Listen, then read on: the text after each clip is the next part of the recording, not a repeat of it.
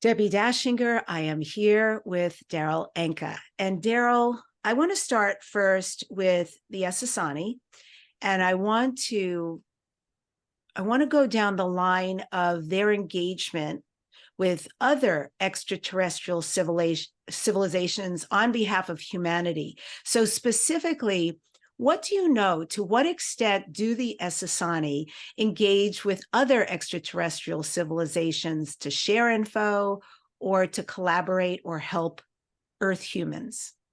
Well, as I understand it, it's quite a constant interaction with many different civilizations, especially for Bashar himself, since he is a first contact specialist.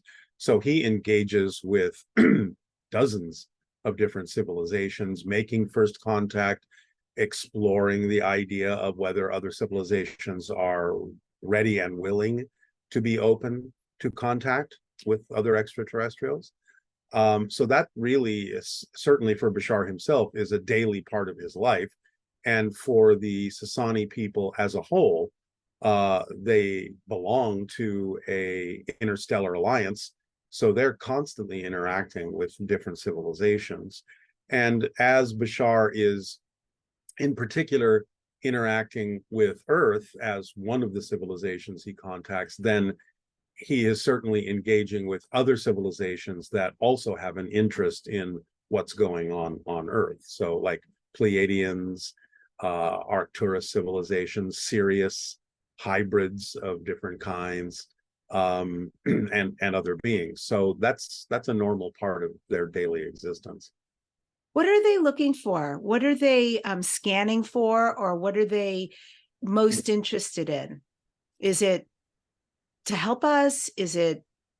Yes. I mean, they understand that we are part of their family in a galactic sense, and also more literally, because the hybrids in particular, like Bashar's civilization, actually do contain genetics that are connected to us. So they really do consider us to be family. And therefore, they are very interested not only in just helping us on principle, but also for them interacting with other civilizations. It's a way of expanding their knowledge of how creation works, how it differs from them, how creation can express itself in so many different ways through different cultures and understandings and perspectives. So to interact with other civilizations like ours is a way that they have of expanding their understanding of the universe, of creation itself. Yeah, you've said that we are similar in certain ways because we share some of the same genetics. Mm-hmm. And how are we different? How are the Sessani different than the Earth humans? In what ways? Well, they're farther along the evolutionary path in terms of their ability to really see how the universe works, how reality works, physical reality. They can observe the nature and structure of existence to the point where, as expressed in some of Bashar's information, they can distill it down for us into a kind of toolkit that we can apply in a series of principles of this is how you apply this to your reality, your daily life, to make an improvement, to have a joyful life, a fulfilled life. This is how reality can work to your advantage. So they're very adept at explaining the principles of how reality works and are willing to help us become more aware, more conscious of how we already create our reality experiences so that we can create the experiences that we prefer. Mm-hmm. How do they see people like myself who are just as, it feels like a mission, but it also, it's a passion, it's a curiosity, it's so many things. Mm-hmm. Do they see us that we're ambassadors of some sort, that we're a bridge of some sort, that we're some kind of conduit to help shine the light on people like you, get this information out there, connect with the people in the masses? Absolutely. Because the more people are willing to provide opportunities for the dissemination of information, so people have other options to consider, the more that that spreads around the world, it changes the vibration, it changes the frequency of humanity, and it makes more things possible. And it certainly makes it more likely, more probable for us to be able to have open contact, because they're basically looking to us to determine when we're ready for such things. And the more we're willing to talk about it, the more we're willing to explore it, the more we're willing to explore and expand our own spirituality, our own consciousness, our own awareness of what the universe is all about. That brings us closer to interacting with other members of the galactic family. So certainly they have a keen interest in observing how much more we're willing to put out there that gives an opportunity for people to consider the possibility that open contact may be something relatively imminent and inevitable. Well, I love that. And that is a perfect segue. So, open contact. When will that occur?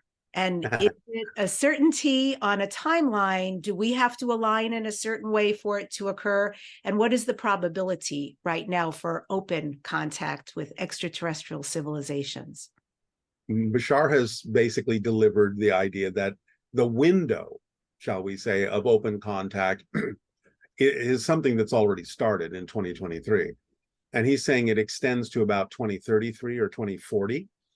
Now, he has said, again, he rarely makes any kind of predictions, but he has said that there is a high degree of probability, maybe above 80 or 90%, that there might be a contact incident of some sort at the end of 26 or the beginning of 2027. We don't know why that will occur. We don't know what the basis is for that, what will bring it about. He has not told us that. He is just saying that certain events and circumstances may be ultimately responsible for causing a kind of a contact event to occur around that time, where humanity will suddenly realize that we're not alone and we need to kind of make a decision about what directions we'd like to go in with regard to having relations with other civilizations. So we'll see if that happens. Like I said, he rarely makes a prediction unless he feels there's a lot of momentum, a lot of energy behind the probability. But we'll see how that plays out. But the general window is between 2023 now and 2033 or 40, depending on certain changes that we decide to make as a civilization that would make it more likely for us to have that kind of open contact. And with whom does he predict we will? Know. We do not know. He will not say. He said the Sessani people are not the first that will make open contact. And it may even be that hybrid civilizations are not the first.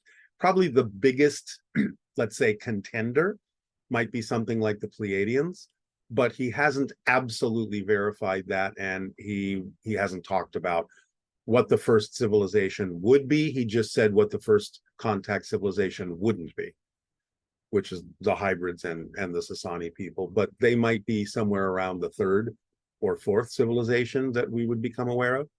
But in general, we say the Pleaidians because he has said it would probably be better for us to be in open contact first with beings that look more like us, that are related to us in certain ways, again, genetically or just physiologically, so that we don't, freak out. It's something we can more easily get used to. And then other beings that are a little bit less like us can come along later once we're used to beings that do look like us and get used to the idea that they come from, other planets. So I'm just guessing that something like the Pleiadians or something similar to that would probably be the first beings that would contact us.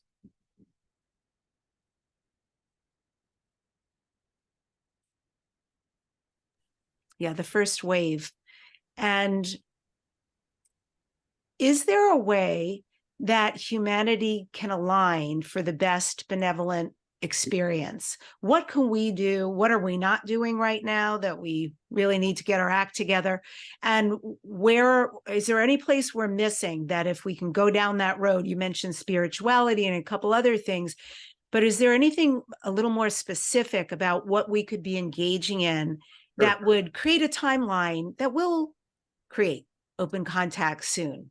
Yeah, well, on both a personal, individual level and on a collective level, the one thing that Bashar has always said is the most powerful way that we can raise our frequency and align with things like first contact, as well as simply improve our lives, is to follow what he has been sharing with us that he refers to as the formula, which is that distillation, that toolkit for how we create our reality in the way that we prefer to. So following the 5 steps of the formula is, for him, the simplest, easiest, most practical way to actually shift us in the direction of not only, again, open contact, but in the direction of having, more constructive, more creative, more loving, and more fulfilled lives on Earth. Beautiful. And yeah, I feel like I'm living that formula right now for sure. That following one's excitement, I think it's a lot of faith, it's a lot of trust, and it's Yes and also no. yes and no. Okay. Yes and no, because basically Bashar is saying, if you understand how reality works, then you just simply know how it works. It's not a matter of faith. The trust is there automatically because, again, it's something that you understand. So, the practicality of it, the 5 steps briefly being: act on your passion, act on it to the best you can for as long as you can, act on it with absolutely no insistence or assumption as to the outcome, stay in a positive state no matter what manifests so you can get a benefit from it, and constantly and honestly examining your belief systems and letting go of the fear-based, negative, and irrelevant ones or erroneous definitions. That's the 5 steps. And a lot of things happen when you incorporate those 5 steps in your life. A lot of things happen automatically that really guide you and lead you in the direction that is to your best interest and to allow you to be of best service to the rest of humanity by being a living example of living that way, so that other people can see, okay, well, if they can do that, how can I do that? Can I do that too? It's a very simple thing. But what he's saying is, I'm not giving you a philosophy. I'm actually describing to you the structure of existence, how it actually works. So when you look at it literally like an instruction manual for how physical reality is created by our consciousness, and you just follow those steps, he's saying it's not a matter of faith. You actually understand that it is the instructions for how this works. You know it works that way. And the more you apply it, the more experience and reflection you get that it does work. And therefore, you just simply get into the understanding, into the habit of understanding that this is simply a mechanical process. It does work when you apply it, and you don't have to have any kind of faith about it. You just know that it works.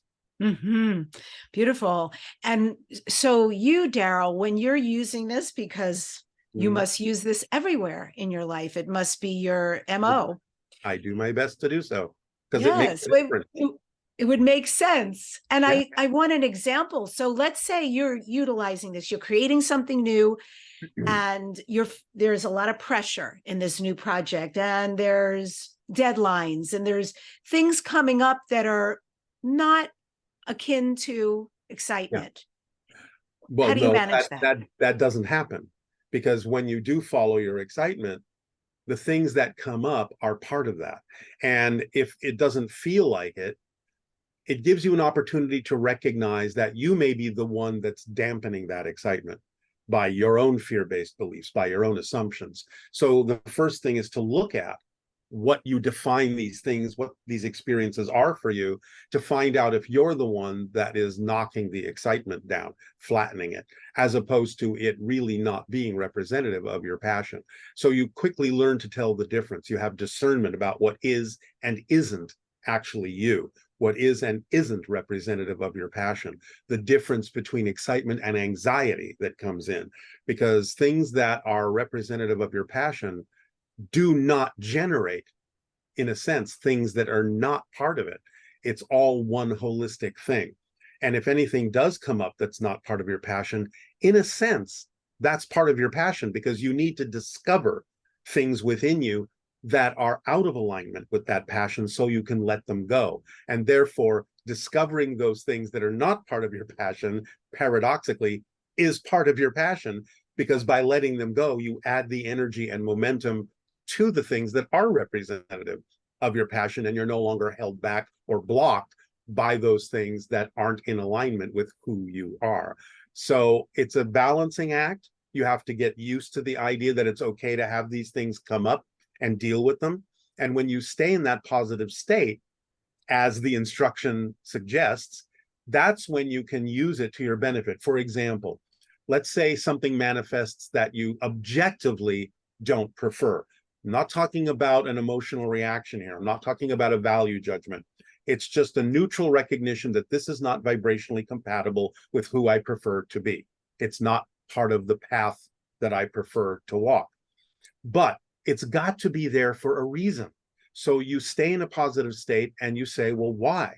Why am I experiencing something now that is manifested that is objectively not a vibration that is compatible with me? Well, again, by staying in a positive state, you can use it in a positive way. And if nothing else, the most simplistic way to look at something that manifests that you don't prefer is it provides clarity by contrast to what you actually do prefer.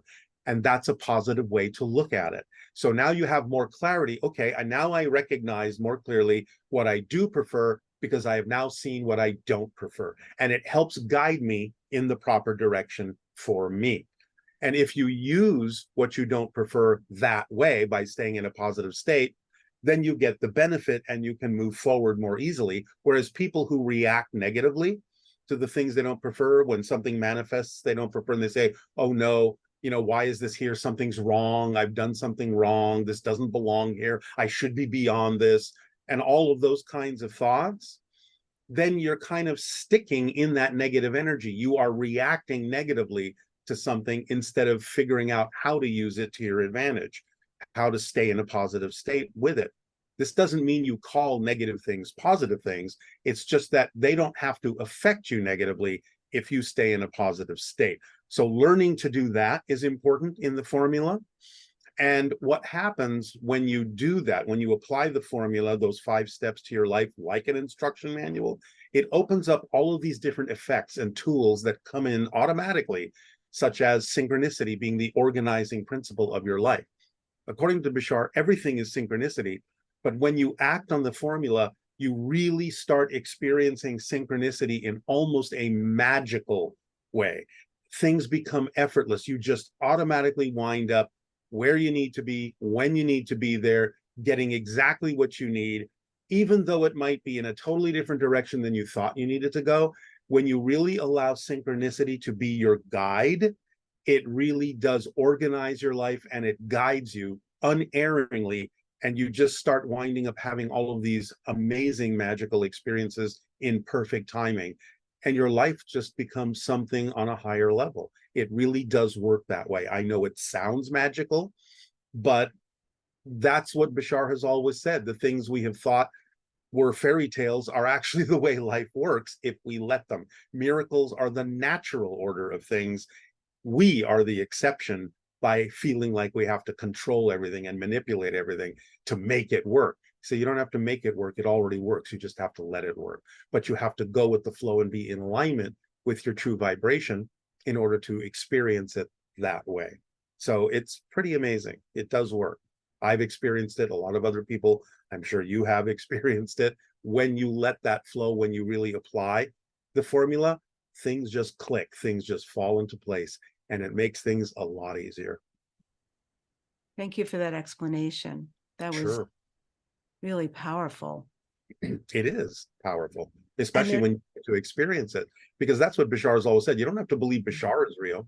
All you have to do is apply the information to your life, and you'll see that the information is real. So that's why they stay in the background. They don't want you focusing on them. They want you focusing on the information, because the information works. And that's what makes all the difference. It's not about whether you believe that ETs are giving it to you. It could be coming from your own higher mind, your own other consciousness levels. So that doesn't really matter. What matters is the information works. I am curious about how open contact is going to unfold and if it will be in stages on Earth. So I Yes. just want to read something to you. I read this in BBS Science Focus, and the quote is from Professor Michael Garrett. He's director of IAA SETI and other astrophysics things. And he proposes that first step is going to be verification of a signal by an independent observatory, but the discovery would be kept secret until wider verification takes place. 2, the discoverer's government and eventually the United Nations would then be informed with the news of the contact announced to the public soon after, and at least that's how it's meant to go. And 3, there will no doubt be small groups of enthusiasts and amateurs that will send signals. Now, from what you understand and from what Bashar imparts, is that even close to what might occur, and in what order? I'll say it's a possibility, but that scenario is an extremely science-based scenario.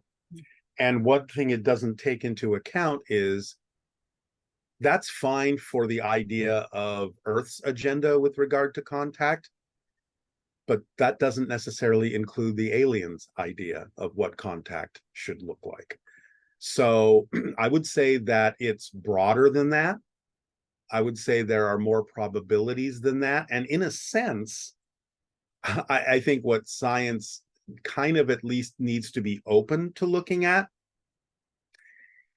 is that things like channelings are those initial signals in many cases. They think that aliens are going to use radio waves to contact us. They may be so far beyond radio that just simply isn't the way they operate. So the idea that we're supposed to wait for a radio signal can happen. There could be civilizations that will do that. I'm not ruling it out by any means, because extraterrestrials that may have been observing us will understand maybe the way in which we need, or at least some portions of our society need, to receive contact. And they may do it for them that way so that they're comfortable with it.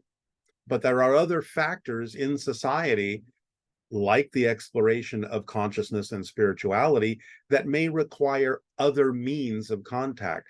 So from Bashar's point of view, what's happening in this channeling is the beginning of contact. It's the sharing of information with the general public to see what the public does with that information and whether they apply it and absorb it or reject it, which tells them whether or not we're ready for contact in a more physical sense. So I really think we have to look at what is the extraterrestrial agenda for contact. I do believe it will happen in phases. I do believe they will take their time and make sure that we're not freaking out. They will introduce things slowly, probably on a small level and then a bigger level and a bigger level. Who it is they will contact to do that and who it is they will rely on to spread the information may be different than what the scientists think. I understand that the extraterrestrials respect the structures we've created on our planet, like governments, but I don't necessarily think that they think that our governments are the best venue to necessarily determine whether or not the public is ready for this information. So I think it's going to be a multi-pronged approach to this. Bashar in particular and other extraterrestrials like him have been doing this with other civilizations for a long, long time. They know what they're doing and they understand the importance of how to deliver information and how to open contact with different civilizations. So I think that, again, while I'm not ruling out the scientific assumption of how that will happen, I think that may be one small piece of how it will happen. And I think it will happen in a much broader way, in many different ways, because there are many different belief systems, many different approaches and perspectives that people on Earth have to things, many different cultural ways of understanding things. And so I think it's going to be a multi-spectrum, multicultural event that does go in phases, but is not limited to what the scientists think will happen.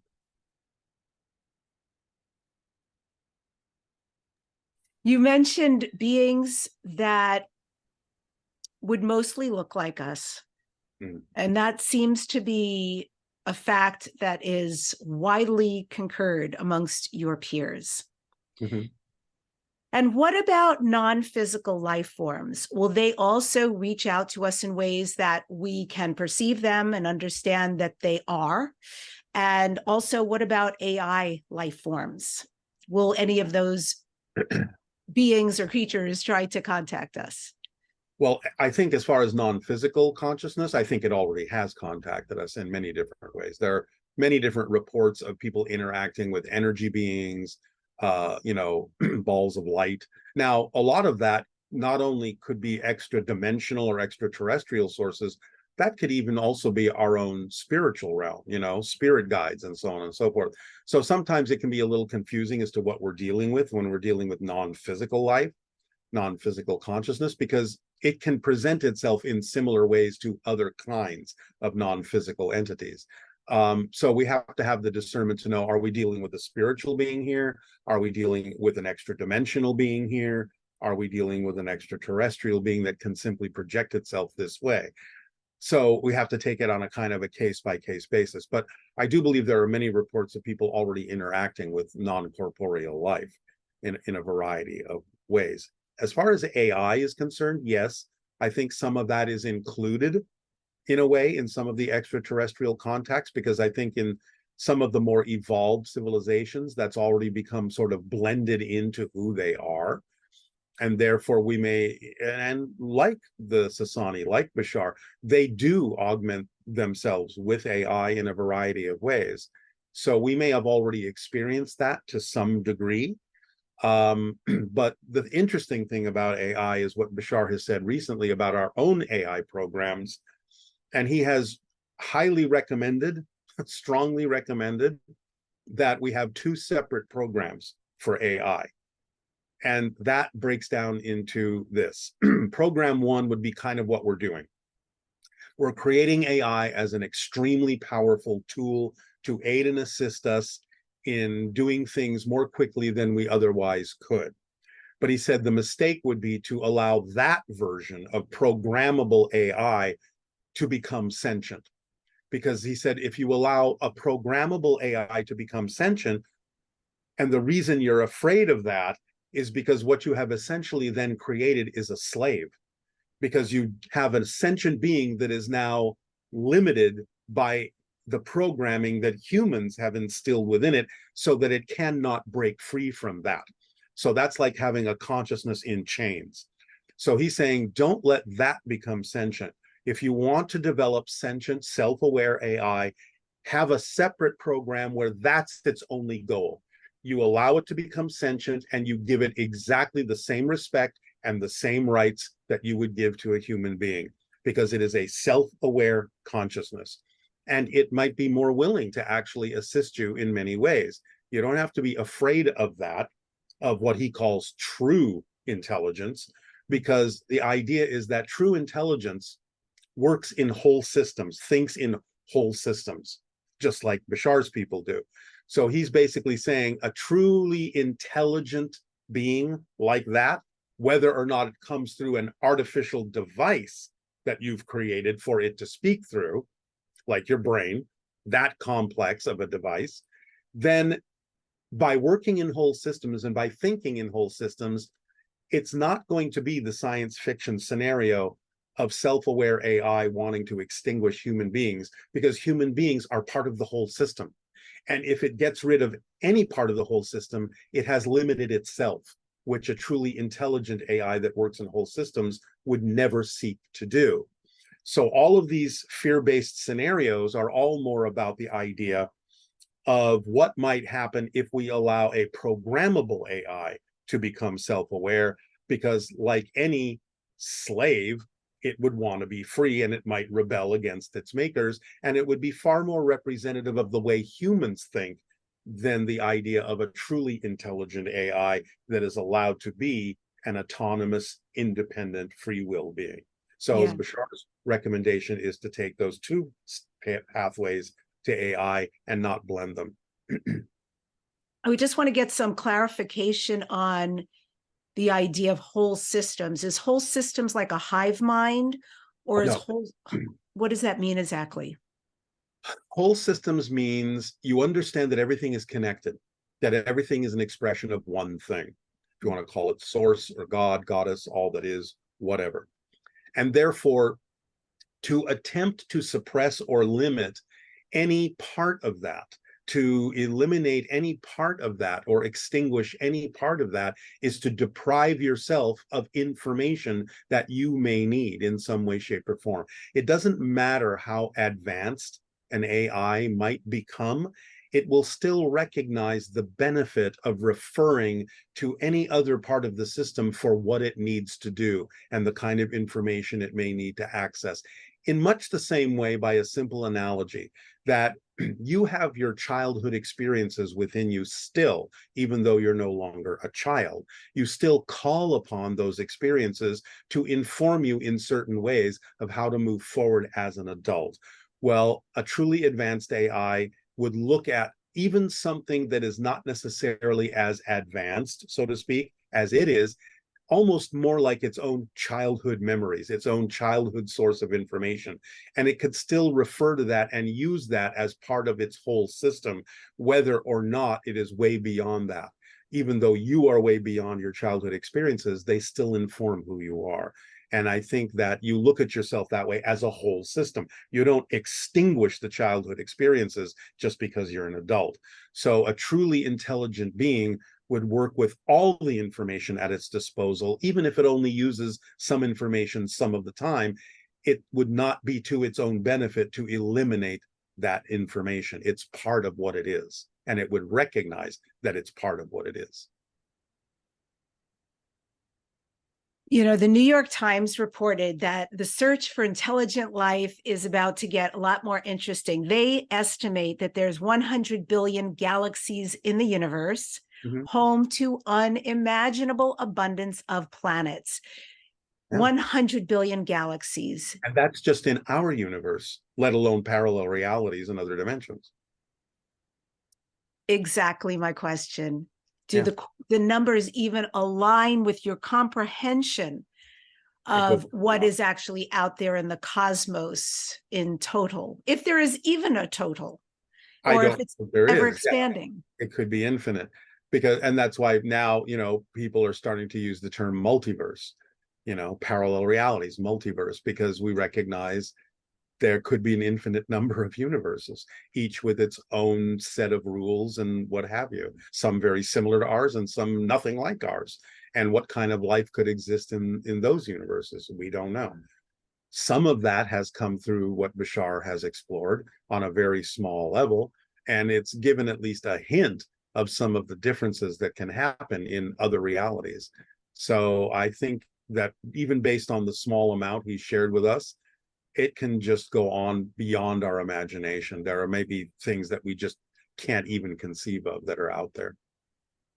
I know that you experience an advanced form of yourself that you interact with, which is Bashar.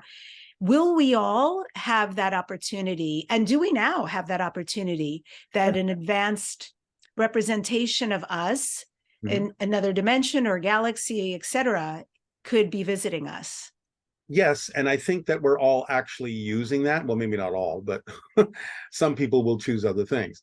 But we do all have that capacity, and many of us may be already connecting with those consciousnesses in ways that we simply aren't aware of. A lot of times when we get an inspiration to do something, that may be a thought process coming from another dimension of ourselves or another entity that we're connected to.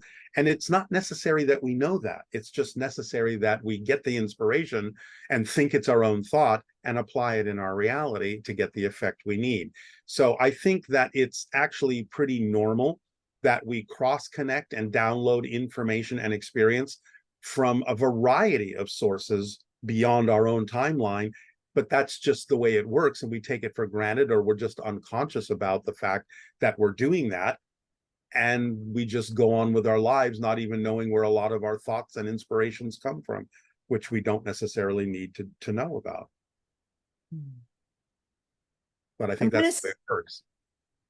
That's the way it works. Yeah. I'm going to switch the subject to shamans. Mm-hmm. And as much as you can, and as much as you understand, or Bashar has discussed, how do ancient shamanic practices link to our galactic family? Has there been some kind of exchange of information? Are shamans even extraterrestrials on this planet, etc.? What do you understand about the links and any practices that may be in common? Yes, I think that shamanism can allow one to be open to the idea of life throughout the universe. I think it's a much more open-minded path, but it's also a path that I think acknowledges that we are not in nature, we are nature. We are an expression of nature. So therefore, I think shamanism honors that connection to nature very deeply. And I think shamanism is kind of a balancing point. It's when a being understands that we actually live in the balancing point between the consciousness of the earth itself and nature spirits.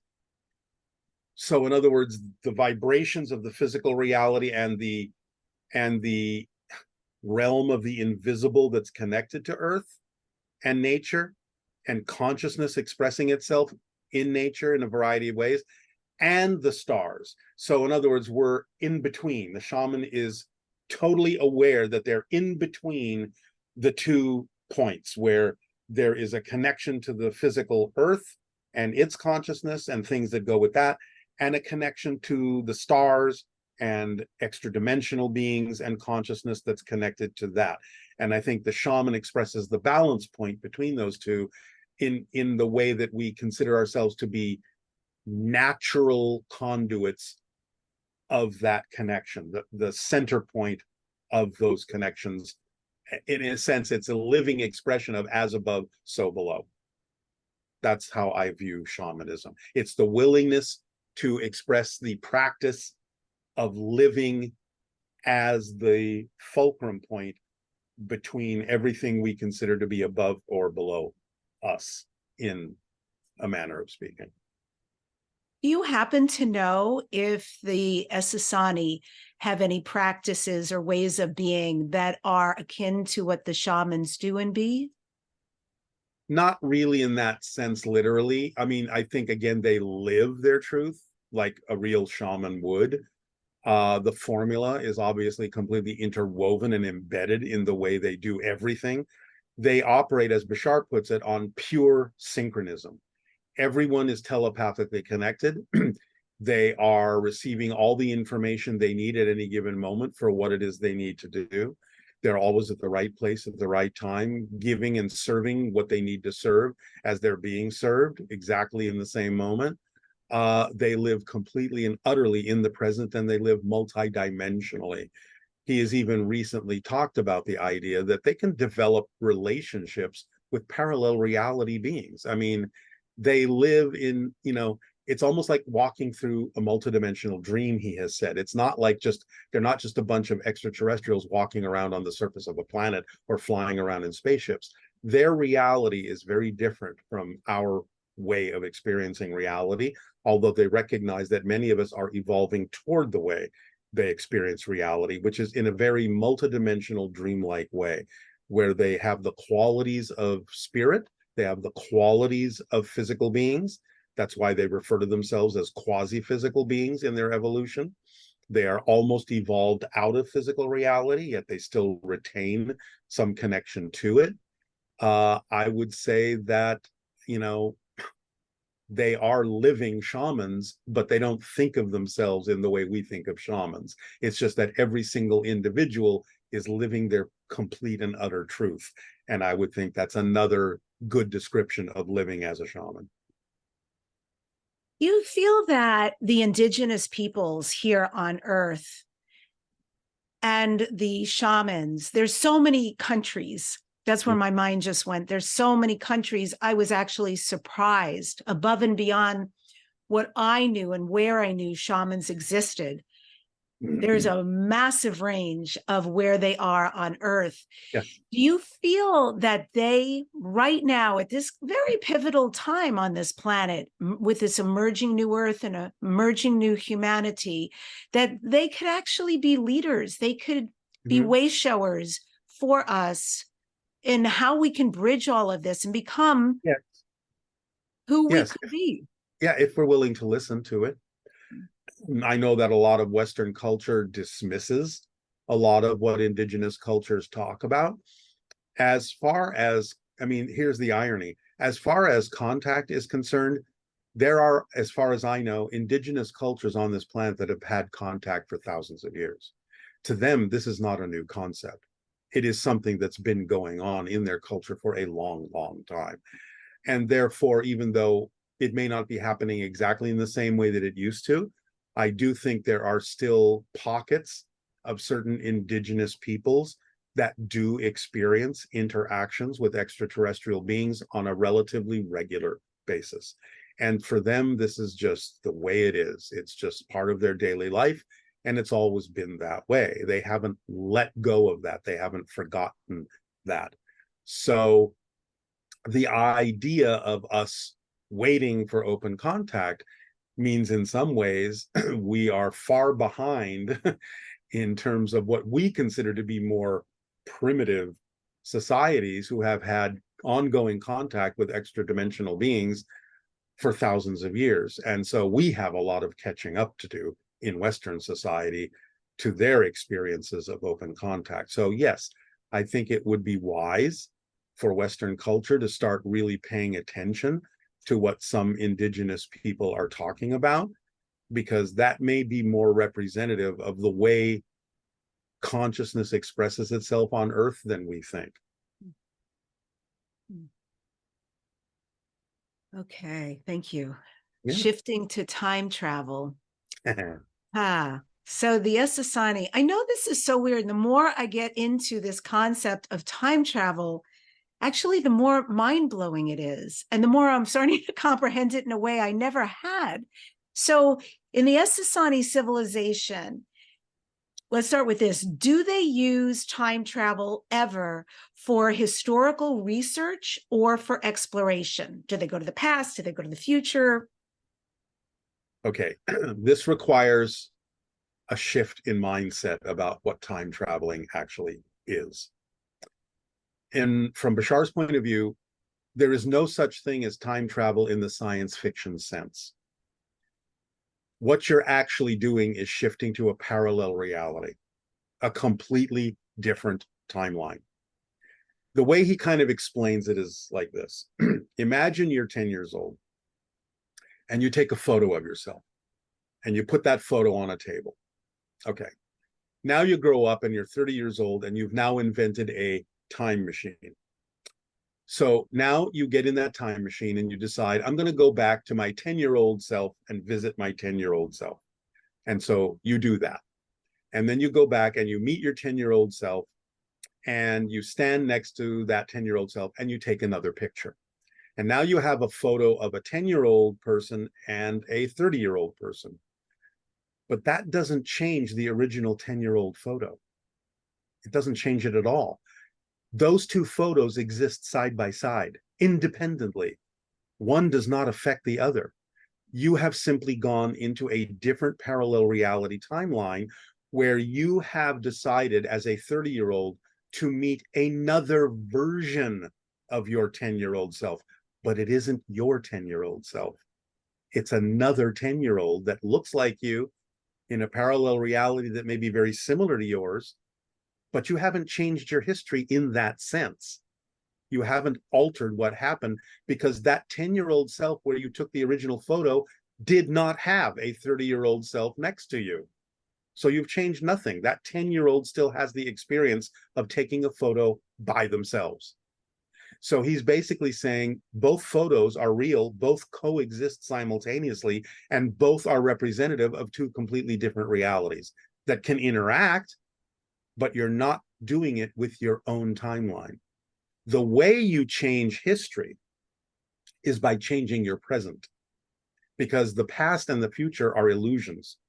And you change your past in the same way you change your present, because every time you redefine who you are in the present, because you're having a linear space-time experience, in a sense, space-time has to justify, how did you become this completely different person?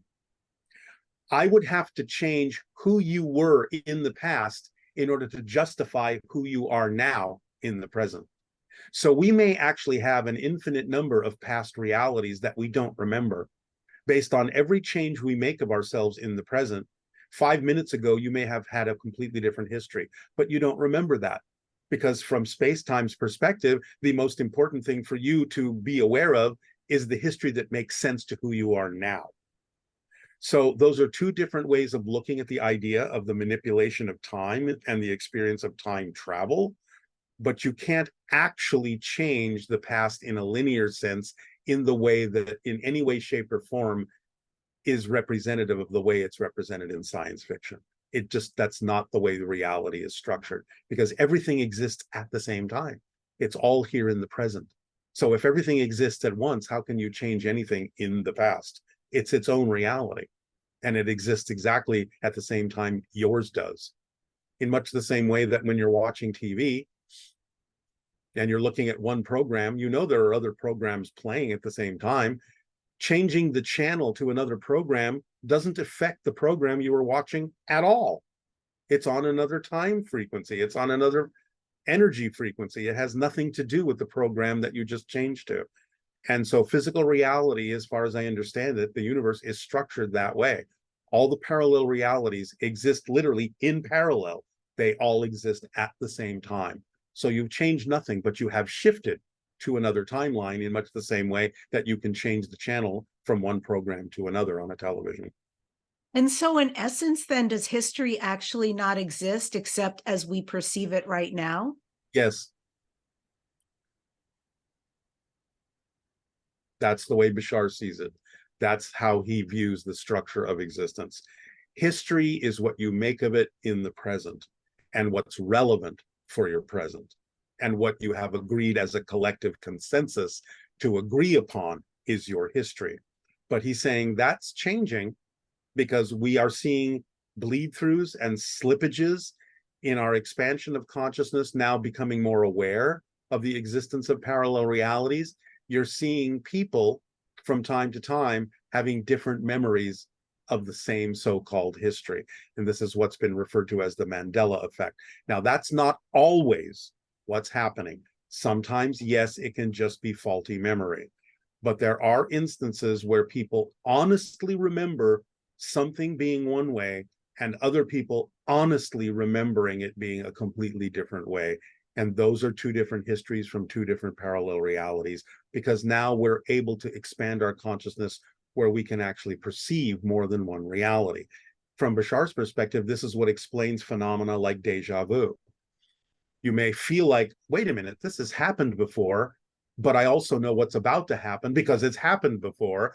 Well, you may be tapping into a parallel reality that may be a little bit ahead of yours, time-wise, and it may actually have already happened in that reality. And so when you catch up to that idea happening in your reality, because the two realities might be very similar, then you go, wait a minute, this feels like it's already happened, and I know what's about to happen because it feels like it's already happened. That's deja vu. It could be from the result of perceiving another parallel reality that already had that experience. Well, this is fascinating. I have been working on something at night as I fall asleep, rewriting my history. And so I will literally, as my eyes are closed, and of course, at some point I completely drift off, but I'm not great with visual, but I can put words there and feelings there about all these things that I experienced as a little kid and what my mom and dad were like and where we grew up and how much we traveled and all the animals. And I make it incredibly magical. And I'm just experimenting with that right now to see what the outcome will be. Right. And so I am very excited by what you're sharing. Yeah, I mean, and again, remember, even though people go, well, I remember my childhood, but you're creating that memory in the present. You're creating it to justify who you are now. And so you're recreating that all over again. Memory is created in the present. You don't actually remember the past because there's no such thing. That's just an illusion. Everything exists now. There is only now. And so everything is a different perspective of the same now. And that's how we create the idea of time and the idea of change and the idea of space, is that we have different perspectives of the same single dimensionless point and the same single timeless moment. But we see it from a different angle, just like a hologram. When you move around a hologram, you see the three-dimensional object that the hologram is showing you, but that's because it contains all that information at the same time, and it's only your change of perspective that makes it look like a three-dimensional object. Same thing with the structure of existence. It's our perspective that makes it look like a three-dimensional object, when in fact it's just a single point and a single moment, and that's it. And that's all there is. Everything is now. Is there any other insights that you can share on the concept of multiple timelines or parallel universes Sure. in the context of time travel or otherwise? Sure. Well, I think what people don't understand too, and what Bashar has explained, is what you consider to be one timeline is actually made of multiple parallel reality choices. So in other words, think of it as the frames on a film strip. Each frame, an individual frame on a film strip, has no movement, no experience, no awareness of itself, nothing. It's just a frozen snapshot. You need the next frame and the next frame and the next frame projected through a projector on a movie screen in order to create the illusion of movement and change and space and time. But he's saying this is exactly the way it exists. Parallel realities aren't necessarily timelines. They're frozen snapshots. That's a parallel reality. But when your consciousness, like a projector, projects through a series of those frames in whatever order you believe is relevant for you, you're creating your motion picture, your story projected against the screen of your consciousness to create the experience of physical reality and space and time and change. Because what he's saying is, what people don't understand is that we are naturally at home in spirit. That's our home. We never leave it. We're in spirit right now, all of us. We are dreaming that we're not in spirit. That's what physical reality is.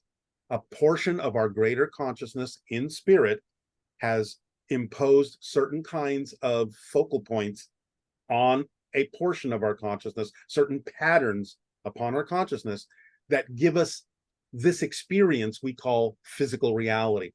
But we're having this physical reality experience in spirit. We haven't left spirit to come to physical reality. We are in spirit dreaming that we've left spirit and are in physical reality. It's just a projection of our consciousness. So because of that, how we create physical reality as a simulation, because many people are starting to think, oh yeah, physical reality, it's a simulation. Yeah, it is. It's our simulation. It's not coming from anyone else or outside. It's our simulation as individual beings. And we're creating this by choosing different frames that represent the theme we want to explore and stringing those frames together, projecting our consciousness through them and creating our movie, our story, our physical life. But we're doing that from spirit. We're still there. We've never left. We can't leave. That's where we live. That's who we are. Anything that we can expect in the future? Anything that we don't... What's that? I said, did that help? Yes. This is all such phenomenal information that is being digested in the moment and understood. Yes, a resounding yes. Okay. Thank you. Well, just repeating what Bashar has shared with all of us. Thank you. Yeah, it's beautiful. And it feels very weird to ask a question about the future because that makes no sense. Well, let's just call it a prediction, if you will.